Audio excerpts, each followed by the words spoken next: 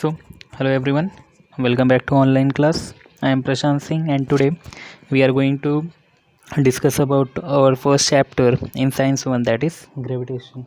So, your first point in gravitation is the term gravitation was first coined by Sir Isaac Newton. Clear? Now here we will learn what is mean by centripetal force. सबसे पहले हम लोग क्या पढ़ेंगे कि आपका centripetal force क्या होता है, right? So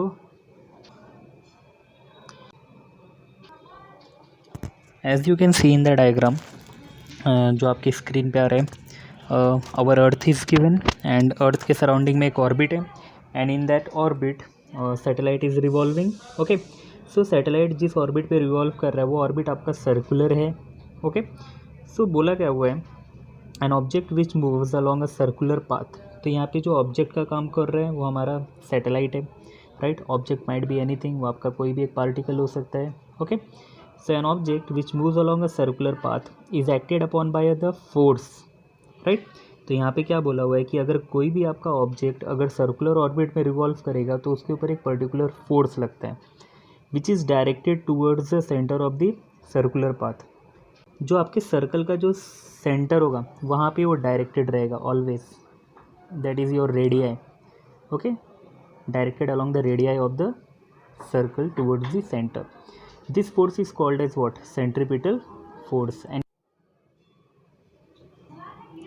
now as you can see in the diagram, वहाँ पे दिया हुआ है planets in our solar system are moving along elliptical orbit around the sun. तो यहाँ पे क्या बोला हुआ है कि जितने भी हमारे planet हैं वो आपके sun के अराउंड क्या करते हैं, सर्कुलर ऑर्बिट में रिवॉल्व करते हैं. दैट इज़ योर कौन सा मोशन वहाँ पे परफॉर्म करते हैं, वो circular motion. Every planet performs circular motion around the sun. And अगर वो वहाँ पे सर्कुलर मोशन परफॉर्म करे, it means what, they are directed towards the centre of the sun, right, directed towards the centre of the circle. तो उनके बीच में कोई तो फोर्स लग रहा होगा. तो वही बोला हुआ है वहाँ पे, planets in our solar system are also moving along elliptical orbit around the sun. The necessary centripetal force for their circular motion is provided by the gravitational force present between the sun and the planet. इसका मतलब क्या है कि आपके जो सन और जो planet हैं इनके बीच में एक फोर्स लग रहा है and that force is known as what, your gravitational force. ये हमारे यूनिवर्स में ही है, हमारे यूनिवर्स के अंदर ही है सन एंड सारे प्लैनेट्स. तो यहाँ पे क्या हो रहा है, यहाँ पे दो ऑब्जेक्ट के बीच में फोर्स लग रहे हैं. वही हम लोग देखने वाले हैं कि वो आगे चल के क्या होता है.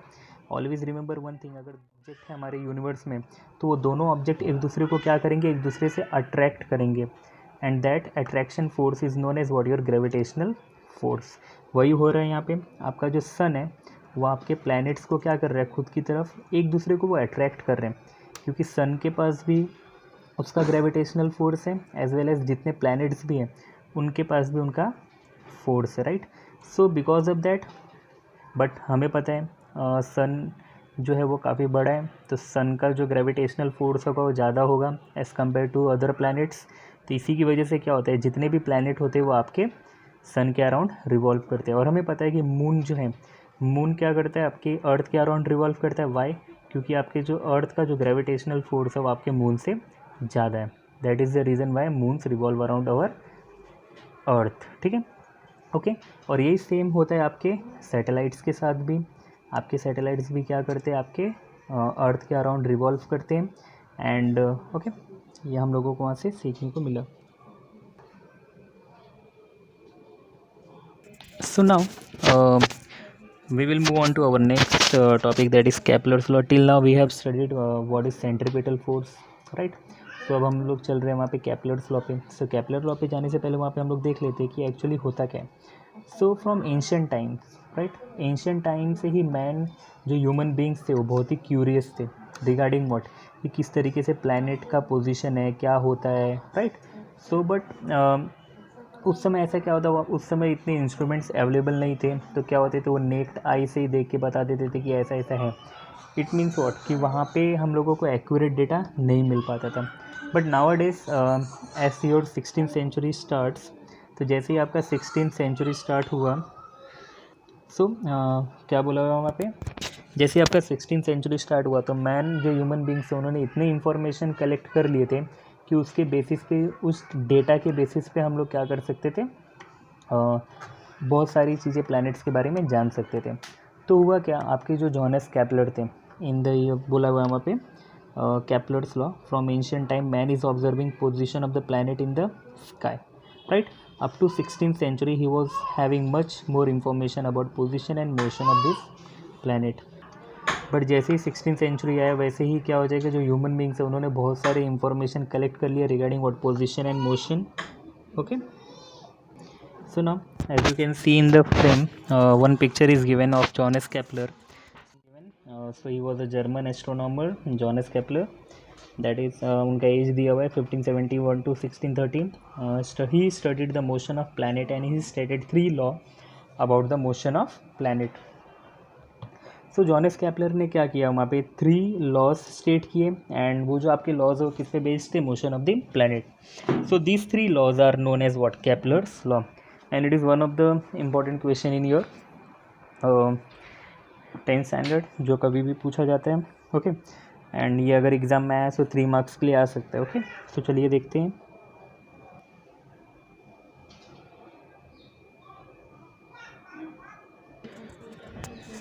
So now we will learn now Kepler's first law. So as you can see in the diagram, sun is given and सन के सराउंडिंग एक ऑर्बिट दिया हुआ है. एंड अभी थोड़ी देर पहले हम लोगों ने एलिप्टिकल ऑर्बिट की बात की थी, जो मैंने बोला कि अभी मैं आप लोगों को थोड़ी देर बाद बताने वाला हूँ. सी ये जो सन के अराउंडिंग, सन के सराउंडिंग में एक आपको ऑर्बिट दिख रहा है, that orbit is what, your elliptical orbit, right. You can see in the diagram. And आप लोगों ने देखा वहाँ पे एक प्लैनेट था जो आपके ऑर्बिट में रिवॉल्व कर रहे हैं. ओके, सो हम लोगों को यहाँ पे कंसिडर करना है. सो केपलर्स फर्स्ट लॉ पे आ जाते हैं. Orbit of the planet is elliptical and the sun is at one of the foci of that elliptical orbit. So Kepler's first law suggest what, कि जो हमारा ऑर्बिट होता है प्लैनेट का वो एलिप्टिकल है. हमारे जो प्लैनेट्स होते हैं वो सन के सराउंडिंग में रिवॉल्व करते हैं, but in which orbit, elliptical orbit. Clear, elliptical orbit में रिवॉल्व करते हैं. And within that elliptical orbit आपका जो सन होता है वो एक एंड पे रहता है, जैसे कि हम लोग डायग्राम में देख सकते हैं. आपके एलिप्टिकल ऑर्बिट में सन कहाँ पे है, एक पर्टिकुलर एंड पे. क्लियर, वो हम लोगों को वहाँ पे याद रखना है. सो ये आप लोगों को समझ में आया first law. Okay, now we will move on to our second law. So देखिए आप लोग कैसे रिवॉल्व करते हैं हमारा प्लैनेट. ओके, सो नाउ ये आपका सेकंड लॉ है. ओके, चलिए मैं इसको एक्सप्लेन करता हूँ. So now as you can see in the diagram, अभी आपका प्लैनेट जब रिवॉल्व कर रहा है तो वहाँ पे सेगमेंट्स दिखाया हुआ है आप लोगों को. एक दिया हुआ है आप लोगों को सेगमेंट ए बी, एंड उसको आपके सेंटर से ज्वाइंट कर दिया गया है, सेंटर ऑफ द सन से, राइट. वहाँ पे आप देख सकते हैं segment A S and segment B S, इनको ज्वाइंट किया हुआ है. एंड विद इन दैट वहाँ पे ब्लू शेडेड रीजन दिया, that is what, your area, right.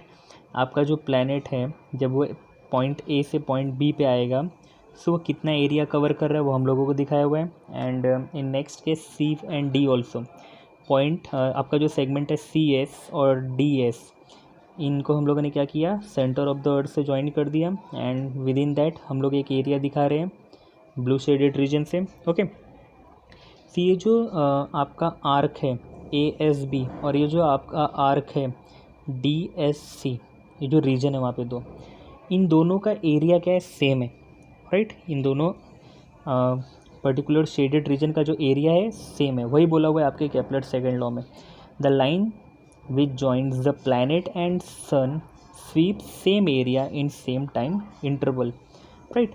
तो यहाँ पे पॉइंट ए से पॉइंट बी पे जाने पे जितना मुझे टाइम लग रहा है उतना टाइम मुझे लगने वाला है पॉइंट सी से पॉइंट डी पे जाने पे. इट मीन्स व्हाट, इसीलिए बोला है कि वहाँ पे टाइम इंटरवल क्या होगा, सेम होगा. फॉर एग्जांपल आप कंसीडर कर सकते हैं कि पॉइंट ए पे में आपका प्लैनेट है और पॉइंट ए से पॉइंट बी पे आने पे उसे 1 मंथ लग गया, ठीक है. सो इस 1 मंथ में उसने जितना एरिया कवर किया वो हम लोगों को नोट डाउन करना है. एंड आफ्टर दैट अभी सपोज आपका प्लैनेट है पॉइंट सी पे एंड वहाँ से आपका प्लैनेट आ गया पॉइंट डी पे. सो पॉइंट सी से पॉइंट डी पे जब आपका प्लैनेट गया तो उसके लिए भी आपको कितना टाइम लगा, 1 month. So in both the cases हम लोगों को 1 मंथ लग रहा है, और जो एरिया कवर हो रहा है वो भी क्या होगा आपका, इक्वल रहेगा, राइट. तो वही आपका केपलर्स का सेकंड लॉ है. The line which joins the planet with sun sweep same area in same interval of time, right. So आपका जो एरिया कवर हो रहा है वो सेम होगा सेम टाइम इंटरवल में। This is what Kepler suggest, right. और ये जो केपलर ने ये जो लॉज लिखा है वो आपके हर एक प्लैनेट के लिए सेम है। ऐसा नहीं कि सिर्फ वो अर्थ के लिए होने वाला है, आपके जितने भी प्लैनेट है वो इसी लॉ के ऊपर वर्क करते हैं, ठीक है।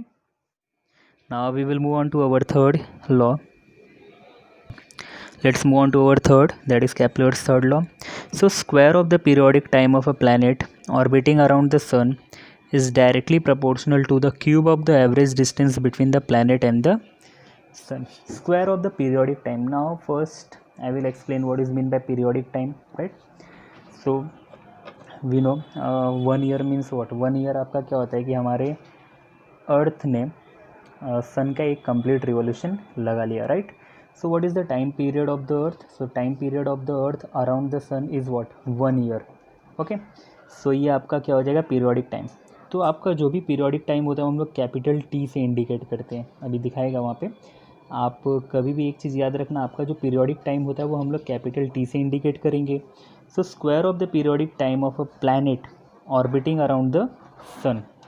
अगर आपका एक planet आपके अर्थ के सराउंडिंग में, आपके अर्थ के ऑर्बिट में रिवॉल्व कर रहा है, सो जो उसका जो पीरियोडिक टाइम होगा उसका स्क्वायर ले लो आप, right. It means what, here we are talking about T square. अगर आप टी पीरियोडिक टाइम ले रहे हैं तो आपका square of the periodic time क्या हो जाएगा? T square, okay. Is directly proportional to the cube of the average distance between the planet and the sun. और वो किसको डायरेक्टली प्रोपोर्शनल करेगा? आपके cube of what? Average distance between the planet and the sun. So now in diagram you can see कि आपका सन जो है वो आपके एक फोकाई पे सिचुएटेड है। तो यहाँ पे अगर हम लोग बात करेंगे सो प्लैनेट का जो डिस्टेंस है आपके सन से वो हर एक पॉइंट पे क्या हो रहा है? चेंज हो रहा है कि नहीं? इन the diagram itself you can सी, अगर मैं पॉइंट ए पे हूँ, अगर हमारा अर्थ पॉइंट ए पे है तो उसका सन से डिस्टेंस आप नोट डाउन कीजिए, एंड देन पॉइंट बी से कर लीजिए आप सन का distance note down, and C and D से कर लीजिए। तो हर एक केस में आपको क्या हो जाएगा? जो डिस्टेंस है वो डिस्टेंस में आपको चेंजेस मिलेगा, राइट। तो हमें क्या करना है? ये सारे डिस्टेंस निकालने हैं हर एक पॉइंट से, एंड आफ्टर दैट उसका क्या निकालना है हम लोगों को? एवरेज। क्या निकालना है हम लोगों को? एवरेज। वही बोला है ना आपको, cube of average distance between the planet and the sun. So planet और सन के बीच में जो डिस्टेंस है हर एक पॉइंट का वो आप लोग नोट डाउन कर लीजिए, एंड उसका एवरेज निकाल दीजिए, और एवरेज निकालने के बाद जो वैल्यू मिलेगा उसका आप क्यूब ले लीजिए, ओके। सो रिलेशन क्या होगा? स्क्वायर जो निकाला था हम लोगों ने पीरियोडिक टाइम का, वो किसको डायरेक्टली प्रोपोर्शनल करेगा? आपके cube of the semi major distance between, cube of the average distance between the planet and the sun, okay. So चलिए देखते हैं इसका रिलेशन दिखाया हुआ है। Now as you can see in the diagram it is given that thus if periodic time of, जैसे मैंने अभी बोला था, if periodic time of the planet is t and its average distance from the sun is r, so here we have taken average distance of the sun as r, then वहाँ पे मैंने बोला था t square, that is square of the periodic time, and वहाँ पे बीच में आपका directly proportional का साइन दिया हुआ है। So square of the periodic time is directly proportional to what? R cube, that is your average distance का cube, right. So here we get relation what? अगर मैं वहाँ पे प्रोपोर्शनैलिटी साइन हटा दूंगा सो वी विल गेट पे T square upon are cube equals to constant value मिलेगा हम लोगों का। आप प्रोपोर्शनल साइन रिमूव कर दीजिए। सो प्रोपोर्शनल साइन जब आप रिमूव करेंगे तो वहाँ पे आपको एक कांस्टेंट टर्म लेना पड़ेगा, तो वो हम लोगों ने ले लिया के, एंड के साथ आपका क्या हो जाएगा? R cube multiply. So R cube अगर के साथ आपका मल्टीप्लाई हो रहा है सो टी स्क्वायर के साथ आके क्या हो जाएगा? वो divide. So that is why it is written there T square upon are cube equals to constant K, correct. So now ये आपका हो गया केपलर्स लॉ, जहाँ पे हम लोगों ने 3 लॉ स्टेट किए हैं, Kepler's first law, Kepler's second law and Kepler's third law. I hope you will understand. So Kepler first law क्या बोलता है कि हमारे जो प्लैनेट हैं वो सन के अराउंड एलिप्टिकल ऑर्बिट में रिवॉल्व करते हैं, जिसमें कि आपका सन एक पर्टिकुलर फोकाई पे सिचुएटेड होता है। And in Kepler's second law we studied that कि within a same interval of time हमारा जो प्लैनेट होगा वो सेम एरिया कवर करेगा, ओके। ये हमारा सेकंड लॉ था। एंड थर्ड लॉ में हम लोगों ने क्या पढ़ा कि square of the period of revolution is directly proportional to the cube of the semi major distance between the planet and the sun. Okay, तो ये 3 लॉ आप लोगों को याद रखना है। ओके, सो चलिए मूविंग अहेड।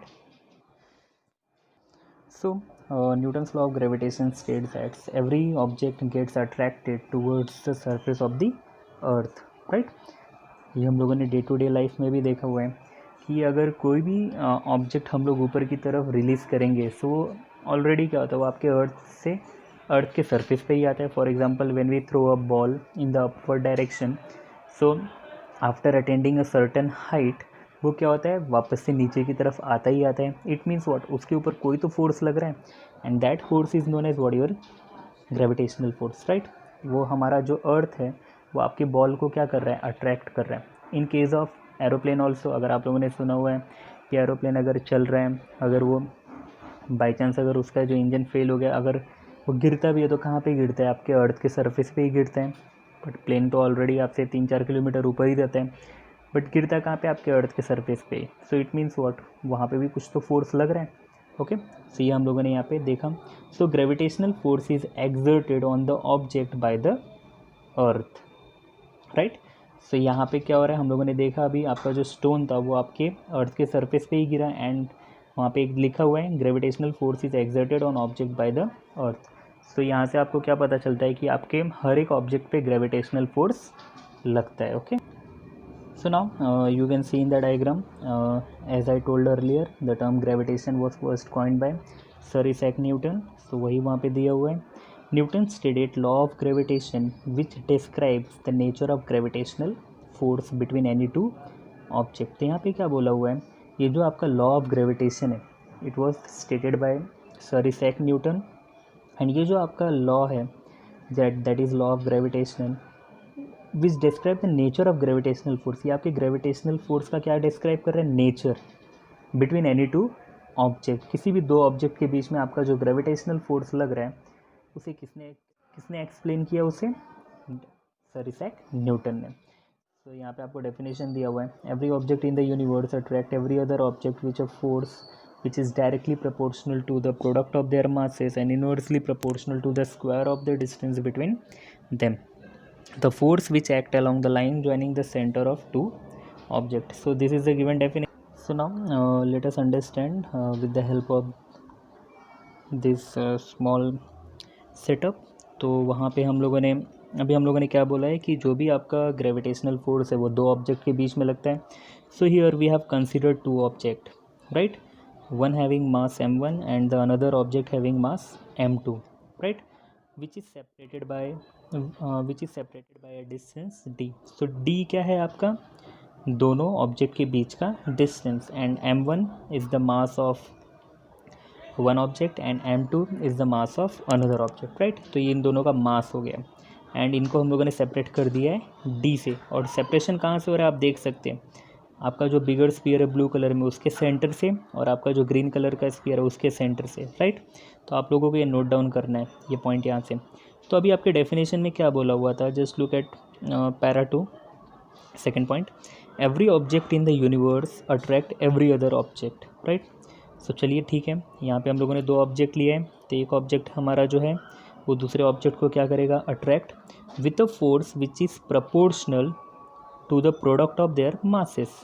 सो यहाँ पे हम लोग दो ऑब्जेक्ट की बात कर रहे हैं। सो हियर इन दोनों ऑब्जेक्ट के मास क्या है, m1 एंड m2, तो इनका प्रोडक्ट निकाल लीजिए तो आपको मिल जाएगा m1 इंटू m2। सो जो आपका फोर्स लगेगा इन दोनों ऑब्जेक्ट के बीच में, राइट, अभी ये दोनों ऑब्जेक्ट एक दूसरे को क्या करेंगे, अट्रैक्ट करेंगे, तो इनके बीच में फोर्स लगेगा। तो वो जो फोर्स है वो किसको प्रोपोर्शनल होगा, जो फोर्स इनके बीच में लग रहा है वो प्रोपोर्शनल होगा आपके प्रोडक्ट ऑफ मासेस। तो वही मैंने वहाँ पे लिखा हुआ है, आप देखेंगे ध्यान से, तो F is directly proportional to m1 cross m2, right. अब थोड़ा डेफिनेशन आगे देख लेते हैं, which is directly proportional to product of their masses and inversely proportional to the square of the distance between them. Inversely proportional का मतलब क्या होता है कि वो डिनोमिनेटर में आएगा, राइट। इनवर्सली प्रोपोर्शनल बोला हुआ है, मतलब क्या हो जाएगा कि सपोज अगर दो ऑब्जेक्ट के बीच में डिस्टेंस कम है, राइट, अगर डिस्टेंस कम है तो फोर्स क्या होगा, ज़्यादा। अगर दो ऑब्जेक्ट एक दूसरे से ज़्यादा दूरी पे हैं, दो ऑब्जेक्ट के बीच का अगर डिस्टेंस ज़्यादा है तो उनके बीच में फोर्स क्या होगा, कम। इट मीन्स यहाँ पे फोर्स डिक्रीज़ हो रहा है तो आपका डिस्टेंस इंक्रीज़ हो रहा है, राइट। सी ये जो है यहाँ पे हम लोगों को एक दूसरे के अपोजिट में वैल्यू मिल रहा है, एक इंक्रीज़ हो रहा है दूसरा डिक्रीज़ हो रहा है, then that is known as what, your inversely proportional. So that is why we said here in this case force is inversely proportional to square of the distance between two object, right। so वही देख लेते हैं, वहाँ पे हम लोगों ने लिखा हुआ है, right, m1 cross m2 upon d square, okay. So again therefore force, और उसके ऊपर एरो दिखाया है, it means what, your force is a vector quantity, right. Force क्या है आपका, वेक्टर क्वांटिटी है। We know what is mean by vector, vector क्या होता है जिसमें magnitude as well as direction दोनों की बात की जाए, ओके। सो यहाँ पे हो जाएगा आपका F is equals to G m1 into m2 upon d square, right. ये आप लोगों को वहाँ पे देखना नहीं, आप लोगों को इतना याद रखना है कि आप जब वहाँ से प्रोपोर्शनल साइन हटाएंगे तो वहाँ पे आपका एक टर्म आ जाएगा, दैट इज़ योर जी। तो आपको मिलेगा वहाँ पे F is equals to G m1 into m2 upon d square, okay. And where g is known as what, your universal gravitational constant. आपके g को क्या बोला गया है वहाँ पे, universal gravitational constant, okay. And g, आपका जो g है उसका SI यूनिट क्या होता है, Newton, Newton metre square per KG square, okay। and it is also given that the value of g was first experimentally measured by Henry Cavendish, right। किसने सबसे पहले g का वैल्यू मेजर किया था, Henry Cavendish. In SI unit it's value is, आपके जो g का value है वो दिया जाता है, आप नोट डाउन कर लीजिए पेपर पे, यहाँ पे मैंने लिखा नहीं है। आपके g का जो वैल्यू होता है वो है 6.673 into 10⁻⁻11 newton metre square per KG square, right. ये जो वैल्यू है वो आपके g का वैल्यू है, ठीक है, okay. It is given there, right. आप लोग देख सकते हैं हेनरी कैवेंडिश का आपको डायग्राम में दिया हुआ है। And g in the above expression is called as gravitational constant, जो मैंने पॉइंट्स बोला हुआ था आप लोगों को। The value of g was found out by Henry Cavendish, right, by using a sensitive balance. The accepted value of g is 6.67 into 10⁻⁻11 newton metre square per KG square, और ये उसका SI यूनिट है। And आपको ये value याद रखना है, okay. So now let's so value of g is same for all the bodies. It does not depends upon the mass and distance between the bodies, hence it is called as universal gravitational constant. So here it is given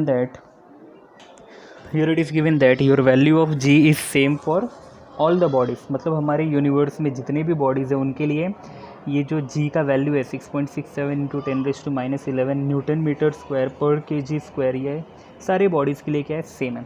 it does not depends upon the mass and distance between the body, right. तो ये क्या बोला हुआ है कि आपका जो ये g है वो आपके मास और डिस्टेंस पे डिपेंड नहीं करता between the body, hence it is called as universal gravitational constant, और इसीलिए इसका नाम क्या पड़ गया है, universal gravitational constant, okay. As you can see in the diagram, again हम लोगों ने सेंट्रीपिटल फोर्स स्टडी किया हुआ था स्टार्टिंग में, सो वही दिया हुआ है आप लोगों को। और अर्थ इज़ गिवन, एंड अर्थ के सराउंडिंग में सर्कुलर ऑर्बिट दिया हुआ है। इन that orbit one satellite is revolving, so that satellite is acted upon by a force, and that force is known as what, your centripetal force. So here one value is given, that is mv square upon r, correct। and ये जो value है ये आप लोगों को याद रखना है। in future if you want to take science then you will have to remember all these values. So remember one thing, your centripetal force is given by a value mv square upon r, where m is the mass of your satellite, v is the velocity with which your satellite is traveling, right, and divided by R, means what, earth के centre से लेके आपके जो satellite का जो distance है that is what, your R, वही बोला हुआ है, R is the radius of circular path. And वही आपको मैंने बताया यहाँ पे, when an object moves with uniform motion, so अभी यहाँ पे क्या बोला है, when an object moves with uniform motion, so आप लोगों ने बहुत सारी मूवी देखा होगा, जैसे मिशन मंगल हो गया। सो उसमें क्या बताया गया है कि हमारे अर्थ के ऑर्बिट में जो सैटेलाइट रिवॉल्व करते हैं उनका एक मोशन जो होता है वो यूनिफॉर्म होता है, राइट। हाँ, दो तरीके के मोशन होते हैं, ये एक आपका होता है uniform motion and one is accelerated motion, right. Uniform motion means what, जब हमारा सैटेलाइट एक ही स्पीड से रिवॉल्व करेगा हमारे अर्थ के ऑर्बिट में, right. Like our moon we know कि हमारा जो मून होता है वो अर्थ का एक कंप्लीट रिवॉल्यूशन 24 हावर्स में लगा लेता है कि नहीं। 24 हावर्स में लगा रहा है मीन्स व्हाट, कि उसका जो स्पीड है वो कांस्टेंट है, दैट इज़ यूनिफॉर्म। उसका जो मोशन है वो यूनिफॉर्म मोशन है। So in this case also you can see in diagram, जो आपका प्लैनेट रिवॉल्व कर रहा है, सॉरी सैटेलाइट जो आपका रिवॉल्व कर रहा है, उस सैटेलाइट का जो वेलोसिटी है वो यूनिफॉर्म है। तो वही बोला हुआ है, when on object moves with uniform motion along a circular path then centripetal force act on that object directing towards the center along the radius of the circular path। तो ये तो हम लोगों ने डेफिनेशन देखा हुआ था ऑलरेडी सेंट्रीपिटल फोर्स का। ये हमें पता है कि अगर हमारे अर्थ के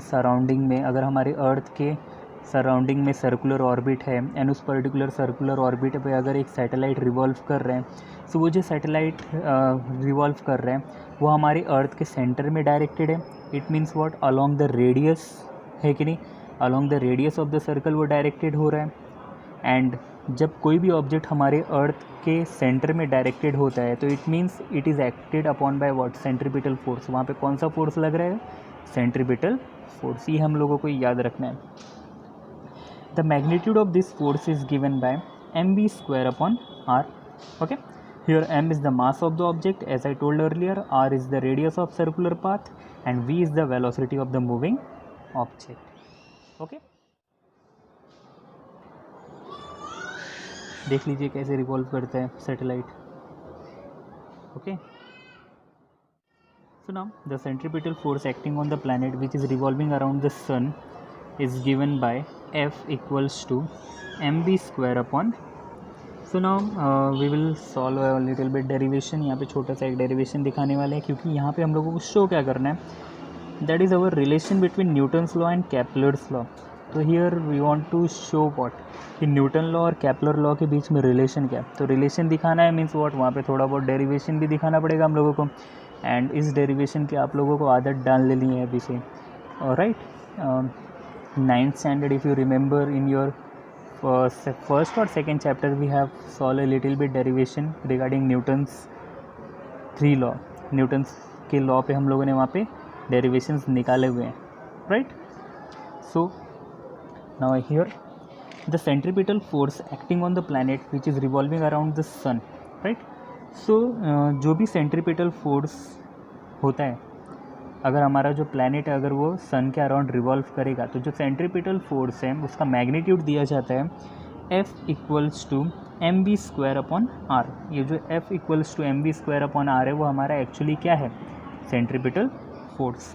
here m equals to mass of the planet, v equals to velocity of the planet, r equals to what, radius of the orbit, okay. So now we know that time taken by the planet to complete one revolution around the sun is given by t। as I told earlier, हम लोगों ने ये Kepler's law में भी देखा था। मैंने आप लोगों को बताया था कि जो हमारा अर्थ है या फिर प्लैनेट है, प्लैनेट जितना भी टाइम लेगा आपके सन के सराउंडिंग में एक कंप्लीट रिवॉल्यूशन लगाने के लिए, that will be what our time period. तो टाइम पीरियड क्या होता है, आप एक एग्जांपल ले सकते हैं। फॉर एग्ज़ाम्पल आप कहीं पे भी हैं, आप अपने स्कूल में ही हैं, तो स्कूल को आप एक सन समझ लीजिए एंड अपने आप को एक प्लैनेट समझ लीजिए। और आप क्या करेंगे, उस स्कूल के पूरे सर्कल में एक राउंड लगा दीजिए, राइट। एक ही राउंड लगाइए, आप एक पॉइंट से स्टार्ट कीजिए एंड एक चक्कर लगाने के बाद दूसरे पॉइंट पे रिटर्न आ जाइए। तो इसका मतलब क्या रहा है, मैं वहाँ पे एक कंप्लीट रिवॉल्यूशन लगा रहा हूँ in a circular orbit, but here we are talking about planet and sun. तो यहाँ पे हम लोग एलिप्टिकल ऑर्बिट में चक्कर लगाएंगे। सो एक कंप्लीट रिवॉल्यूशन के लिए जो भी टाइम लगेगा that will be what, our time period. क्या हो जाएगा वो, हमारा टाइम पीरियड। तो वही है यहाँ पे, आप सन एंड प्लैनेट को भी ऐसे ही कंसिडर कर सकते हैं कि सन हमारा एक ही जगह पे है एंड उसके एलिप्टिकल ऑर्बिट में एक प्लैनेट रिवॉल्व कर रहा है.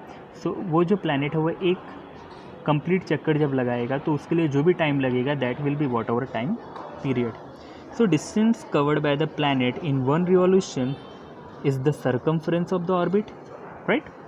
अब क्या बोला हुआ है, वी नो कि अगर हम लोगों ने सर्कल पढ़ा हुआ है सो सर्कल में हम लोगों ने एरिया ऑफ द सर्कल और सर्कमफ्रेंस ऑफ द सर्कल निकाला है.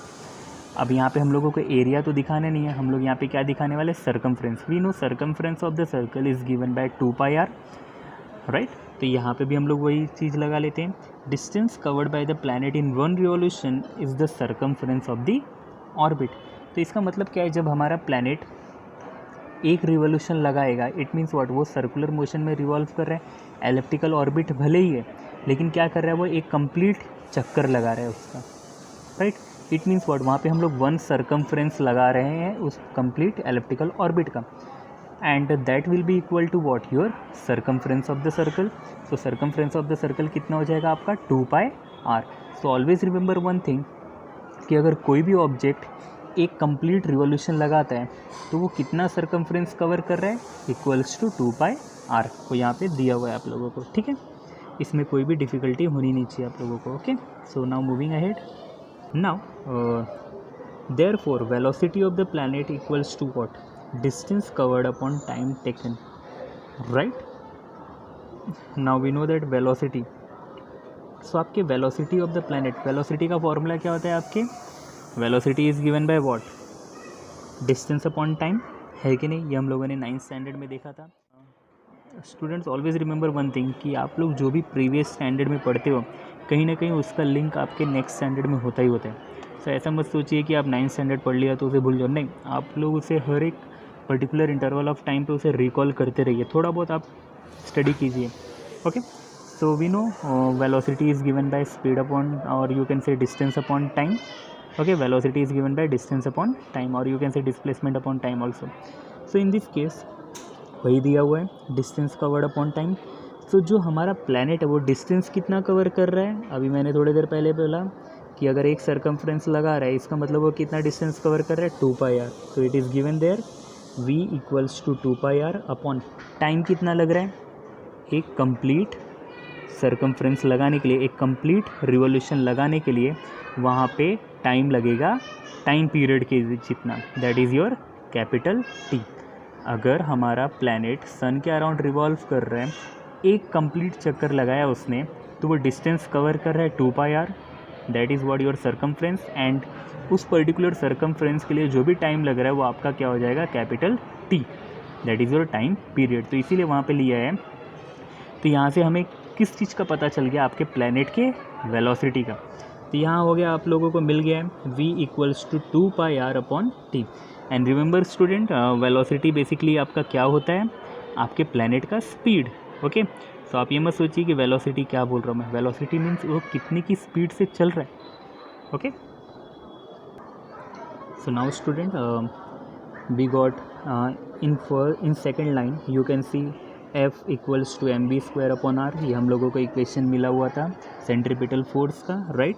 And after that later on आप वेलोसिटी ऑफ द प्लैनेट देख लीजिए, वहाँ पे हम लोगों को वेलोसिटी क्या मिला हुआ है, 2πr upon T. So now our work is what, आप लोगों ने सेकेंड लाइन में देखा है F is equals to mv² upon r. आप ये एक नोटबुक में करते जाइए, you will realise it, okay. इस पर्टिकुलर में आप एक नोटबुक यूज़ कीजिए तो आप लोगों को ज़्यादा अच्छा बेटर पड़ेगा, ओके. सो आप लिख दीजिए F equals to mv² upon r, okay. And after that in place of v, right, mv² upon r है ना, m को ऐसे लिख दीजिए और v² है तो इन प्लेस ऑफ v आप सब्स्टिट्यूट कर दीजिए 2πr अपॉन t, ओके. क्या सब्स्टिट्यूट कर देंगे, 2πr अपॉन t.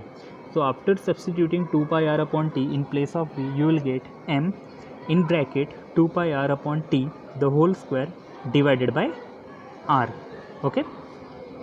एंड इसको सॉल्व कीजिए आप लोग तो आप लोगों को मिलेगा 4π² m into r² upon RT². आप लोग ज़रा क्या कीजिए, स्क्वायर का जो ब्रैकेट का टर्म है आप उस पर पूरे पे स्क्वायर लगा दीजिए, 2 पे स्क्वायर लगा दीजिए तो आपको 4 मिल जाएगा. पाई पे स्क्वायर लगा दीजिए, आपको पाई स्क्वायर मिल जाएगा। एम तो वहाँ पे ऑलरेडी है तो उसको एज इट इज़ रहने दीजिए। आर पे स्क्वायर लगा दीजिए, आपको आर स्क्वायर मिल जाएगा। एंड वहाँ पे डिवाइड हो रहा है, डिवाइडेड बाय टी, तो टी पे भी स्क्वायर लगा दीजिए, तो टी स्क्वायर भी आपको दिख ही रहा है वहाँ पे। एंड बेस में आर है, वो ऐसे ही के ऐसे आ गया। ओके, ये दिया हुआ है आप लोगों को अभी तक। So next case, dividing numerator and denominator by r. After dividing numerator and denominator by r, we will get f, that is your force, equals to 4 pi square m. अभी हम लोगों ने न्यूमरेटर एंड डिनोमिनेटर दोनों को क्या किया है, r से डिवाइड बोला हुआ है वहाँ पे, dividing numerator and denominator by r, तो you will get 4 pi square M R cube upon are square into T square, right. आप लोग ये ज़रा चेक कीजिए, अगर नहीं मिलता है तो मुझे बताइए, बट मिलेगा, ये पॉसिबल है, मिलेगा, राइट। आप लोग थोड़ा वर्क कीजिए इस पर। ओके, तो देखिए ये आप लोगों को मिलता है कि नहीं। And this shows what our relation, तो चलिए देखते हैं। So now as you can see it is given 4 pi square M R cube upon are square T square. So वहाँ पे आपको कुछ करना नहीं है, R cube upon T square को ब्रैकेट में रख देना है, तो आपको मिल जाएगा वहाँ पे। आप क्या करेंगे, न्यूमरेटर एंड डिनोमिनेटर में, न्यूमरेटर में आर क्यूब दिख रहा है, डिनोमिनेटर में टी स्क्वायर, इनको आप क्या करेंगे, ब्रैकेट में पुट करेंगे। Okay, and r cube upon T square, ये हम लोगों ने रिलेशन निकाला हुआ है, राइट। अगर आप ध्यान से देखेंगे केपलर का थर्ड लॉ, तो केपलर थर्ड लॉ का रिलेशन क्या था, T square upon are cube. तो यहाँ पे हम लोगों को टी स्क्वायर डिनोमिनेटर में मिल रहा है और आर क्यूब न्यूमरेटर में। So here we can write what, 1 by, और you can write simply K, ये के का वैल्यू है। आप लोग अगर थोड़ा रिकॉल करेंगे, प्रीवियस पेज पे जाएंगे, सो now student you can see here, जैसे मैंने बताया अभी वहाँ पे कि ये थोड़ा सा उसको आप अरेंज करेंगे, ये जो टर्म्स दिया हुआ आप लोगों को 4 pi square m upon are square into r cube upon T square, इसको थोड़ा अरेंज करेंगे आप लोग, ठीक है। So but according to Kepler's third law we know T square upon are cube equals to what, constant K. So in the previous equation हम लोग क्या कर सकते हैं, सब्स्टिट्यूट कर सकते हैं ये वैल्यू, तो आपका जो मेन इक्वेशन था वो हो जाएगा f equals to 4 pi square m upon are square into 1 upon K. Why 1 upon K मैंने लिया हुआ है क्योंकि T square upon are cube K होता है, राइट। बट यहाँ पे आप देखेंगे जरा नीचे इक्वेशन जो है वहाँ पे r cube upon T square है, तो ये इन्वर्स मिल रहा है हम लोगों को, that is why we have taken there 1 upon K. So students from this we can say 4 is our constant value, again pi is a constant value, right। m आपका constant value है, divided by k, ये भी आपका constant value। It means what, ये आपका change नहीं होने वाला है। 4 कभी चेंज हो सकता है क्या, नहीं। पाई का वैल्यू 3.14 और 22/7 चेंज हो सकता है क्या, not possible. m that is mass of the satellite, आप कुछ भी कर लीजिए, आप सैटेलाइट के मास को चेंज कर सकते हैं क्या, वो तो आपका कांस्टेंट रहने वाला ही है हर एक पॉइंट पे। And divided by K, again K is what, your constant term, right. सो इनको तो हम लोग चेंज नहीं कर सकते, but into 1 upon are square जो दिया हुआ है, आर क्या होगा, आपका डिस्टेंस है। डिस्टेंस किसका, प्लैनेट और सन के बीच का है कि नहीं, या फिर आपके सैटेलाइट और सेंटर ऑफ द अर्थ के बीच का डिस्टेंस है कि नहीं, in case of centripetal force जो हम लोगों ने दिखाया हुआ है। तो यहाँ पे हम लोग क्या दिखा सकते हैं कि force is inversely proportional to 1 upon are square, right. So this is the relation which we get here, right, that is your centripetal force is inversely proportional to 1 upon are square. मतलब क्या हो जाएगा, वो आपके square पे depend है। अगर आपका डिस्टेंस कम है तो फोर्स ज़्यादा होगा, डिस्टेंस ज़्यादा है तो फोर्स कम होगा, राइट। ये आप लोगों को याद रखना है, ओके। इन्वर्सली है ना, that is why I said there कि फोर्स ज़्यादा कब होगा, जब आपके प्लैनेट और सन के बीच में डिस्टेंस कम होगा, है कि नहीं। दोनों के बीच में आप खुद ही रियलाइज़ कीजिए ना कि अगर आपके दो, आप सपोज़ आपका सन है और उसके सराउंडिंग में कोई प्लैनेट है, अगर वो सन के सराउंडिंग में एकदम क्लोज में आ गया तो इट मीन्स व्हाट, उनके बीच में फोर्स ऑफ अट्रैक्शन बढ़ जाएगा, है कि नहीं। तो इस पर्टिकुलर केस में क्या हो रहा है, आपका डिस्टेंस तो कम हो रहा है, राइट, बट फोर्स क्या हो रहा है, ज़्यादा, है कि नहीं। सिर्फ आप एनालाइज़ कीजिए, आप सोचिए ज़रा कि हाँ चलो ठीक है, ये हमारा सन हो गया, फिर हमारे प्लैनेट्स हो गए, अब ये दोनों एक दूसरे के एकदम करीब आ गए। करीब आ रहे मतलब क्या, दोनों के बीच का डिस्टेंस कम हो गया, डिस्टेंस कम हो गया बट उनके बीच में फोर्स था वो ज़्यादा हो गया, right. So it means what, कि फोर्स ज़्यादा कब होगा, जब डिस्टेंस कम होगा। तो एक दूसरे को इन्वर्सली प्रोपोर्शनल है वो, वाइस वर्सा है, एक दूसरे के अपोजिट है। ओके, आप सोचिए कि अभी सन से बहुत दूर चला गया प्लैनेट, जब वो दूर चला जाएगा तो इसका मतलब क्या है कि उनके बीच में डिस्टेंस ज़्यादा हो गया, डिस्टेंस ज़्यादा हो गया तो फोर्स क्या हो जाएगा आपका, कम। सो वही तो मैंने यहाँ पे बताया हुआ है आप लोगों को। दस it proves that the centripetal force required for the revolution of the planet around the sun is inversely proportional to the square of the distance between the planet and the sun, right? So इससे क्या proof हो जाता है कि जो भी आपका centripetal force है which is required for the revolution of the planet, जो भी आपको फोर्स चाहिए आपके प्लैनेट के रिवोल्यूशन के लिए, वो किस पे डिपेंड करेगा, right, is inversely proportional to the square of the distance between the planet and the sun, right. वो आपके स्क्वायर पे, आपके जो डिस्टेंस है उसके स्क्वायर पे वो इन्वर्सली प्रोपोर्शनल होगा, राइट। ये हम लोगों को यहाँ से याद रखना है, ठीक है। And the force, the necessary centripetal force is provided by gravitational force. जो भी आपका सेंट्रीपिटल फोर्स का वहाँ पे रिक्वायरमेंट है वो आपका ग्रेविटेशनल फोर्स प्रोवाइड करता है, रिमेंबर दैट। दस Newton concluded that this force acts towards the center of the orbit along the radius and its varies inversely with the square of the distance between the planet and the sun। इसलिए Newton ने क्या conclude किया, क्या conclusion निकाला कि अभी हम लोगों ने बोला कि अगर जो भी सेंट्रीपिटल फोर्स है वो ग्रेविटेशनल फोर्स प्रोवाइड करता है, तो इट मीन्स व्हाट, कि जो भी फोर्स लग रहा है वो कहाँ पे होगा, directed towards the centre of the orbit along the radius and it varies inversely with the square of the distance। and we know gravitational force क्या होता है, gravitation that is your Newton's law of gravitation, कि वहाँ पे आपका जो force होता है वो इन्वर्सली डिपेंड करता है आपके स्क्वायर ऑफ द डिस्टेंस पे। तो वही सेम चीज़ यहाँ पे भी बोला हुआ है। सो कहीं ना कहीं इन सब का आपस में लिंक है, that is your centripetal force and gravitational force. तो वही यहाँ पे दिया हुआ है, relation between Newton's law and Kepler's law. तो ये आप लोगों को अच्छे से स्टडी करना है, ठीक है। Now one more point we will note here, gravitational force is weak as compared to other forces observed in nature, right। so always remember one thing कि gravitational force हमारा क्या होता है, weak force होता है, right। we have seen various types of forces, right, like your gravitational force and nuclear force, right, और भी बहुत सारे forces हैं वहाँ पे, okay। so in all the forces your gravitational force is the weakest force, okay. ये आप लोगों को यहाँ पे याद रखना है।